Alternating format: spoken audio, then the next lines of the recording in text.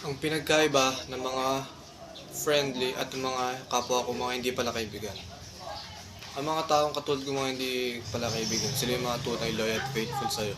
At handa kang tulungan kahit anong oras pagsabi ka lang. Pero itong mga friendly na to, sila yung mga taong hindi sanay mag-isa, kaya nga sila friendly.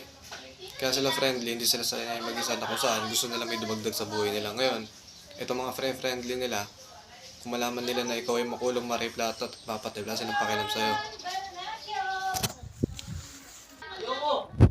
Kasi nga, makulong ka sa hindi, mawala ka sa buhay nila. Magpa-friendly pa sila sa ikaw, hindi na nakabiyar naman. At sa mga hindi nakakaalam, at sa mga walang pakialam, yung mga taong friendly kasi, ano sila eh, sila yung mga tipong wala silang pakialam sa'yo kung ano yung nararamdaman mo. Basta sila, mas may pake sila sa nararamdaman nila sa sarili nila kaysa sa iba. Pero yung mga taong hindi friendly na katulad ko, handa kitang pakinggan kahit anong klaseng problema yan. Kahit sabihin mo prank lang yan. At saka ulitin ko pa.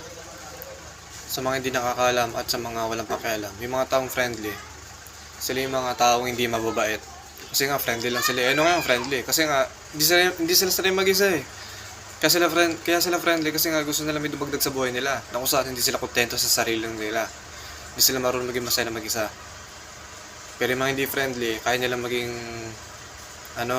kaya nila maging tunay na mabait kasi yun sila. Tsaka hindi porke hindi friendly, ibig sabihin salbahe na. Hindi po ganun yun. Ang mga tunay na salbahe talaga at ang mga toxic at red flag, yung mga taong friendly kaysa sa mga katulad ng tao na hindi friendly. Ngayon alam nyo na. Dapat nyo alam yan. Hindi nyo na kailangan i-google. Yun lang yun.